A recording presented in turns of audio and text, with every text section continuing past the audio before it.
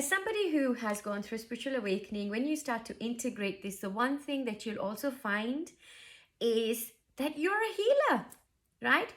Not only have you started to heal yourself and brought your own self into a state of wholeness, but you're called upon to heal everybody else. It may not be directly as a healer.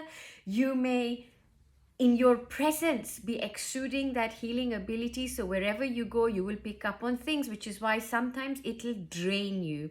Sometimes we are not strong enough to be able to cope with that kind of energy around us, which is why when we're in transition, simply by not engaging with that whilst we are still in transition is a great way for you to ensure that you feel you're in your energy all of the time. And another way is for you to be absolutely aware of who you are, what your energy is, and what is not. Why does healing energy drain not only the one that is being healed, but also you as the healer? You as the healer may feel completely flat, devoid of emotion, devoid of life for some time after you've performed a number of healings. If you are a healer, right, and this happens, it is quite normal and quite natural for us to do so, because we get overwhelmed with that level of sensitivity, right? Not only is that level of sensitivity a gift through which you're able to then go and execute such deep level healings, but at the same time, it feels like a curse because it drains you. You feel so drained, right?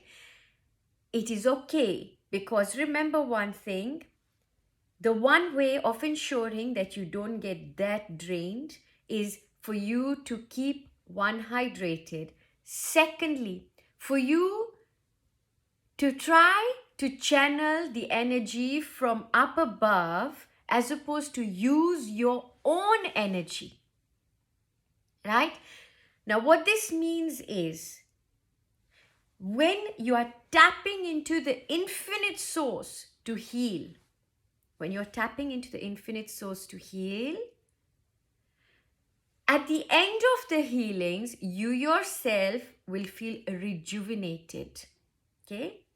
But notwithstanding that, as a healer, that energy will also tire you, not because you have taken on anything or not because you've taken on any negativity. That's another post, that's another matter altogether. But because healing energy creates a healing crisis in us. So something that we're healing metaphysically, our body now starts to enter into the rest mode that it needs for us to experience that rejuvenation. So, as a healer, when you have performed your healing, once you have had that full amount of rest, which is your solitude, and you have been engaged in nothing outside of you, right? But you are inside of you for some time, shutting everything else out. When you resurface, you are likely to have even a higher energy level to you before the healing. So all healing will have an impact on you as the healer and the one that is being healed. So initially you feel, wow, this really feels good, and you that energy relaxes you, it brings you into the state, and then follows the healing crisis.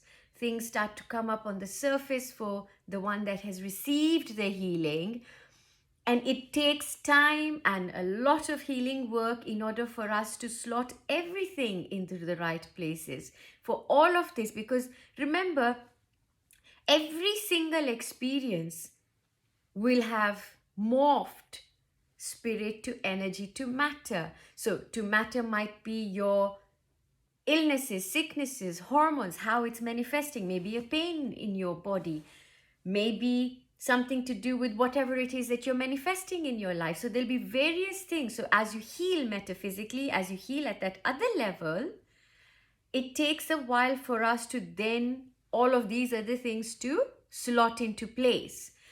Nevertheless, as a healer, moments of solitude are absolutely vital. So whatever you can do now, if you are not getting a chance and you have to go straight into a job, you have to go straight into another job, perhaps you have a day job too, then the advice is for you to try to create a boundary, try to create an energetic encasing around you, a deliberate one, and do not engage, right?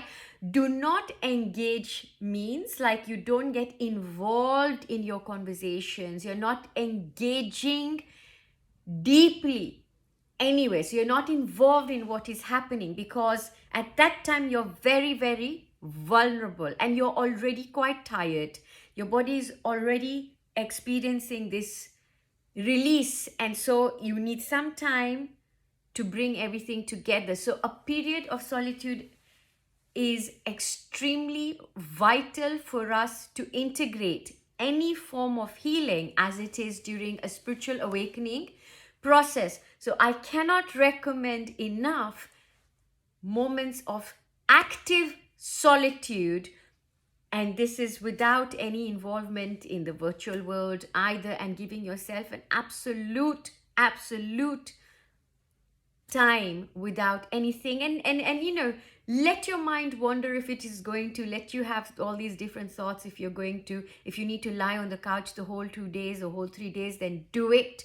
Whatever you can do, as long as you're safe, you've got to do it. Make sure you can also connect with nature. You can sit with your back against a tree. You can immerse your feet in mud, so earth and you connected, right? Go somewhere near a water body, spend time reconnecting with nature, because our body is composed of that. So when you hook yourself back into the earth, it's very grounding. It reduces all of this stress that we have been carrying. Lots of love. Take care of yourself, and remember, healing takes time, and it's okay if you feel drained, because it's working. Lots of love.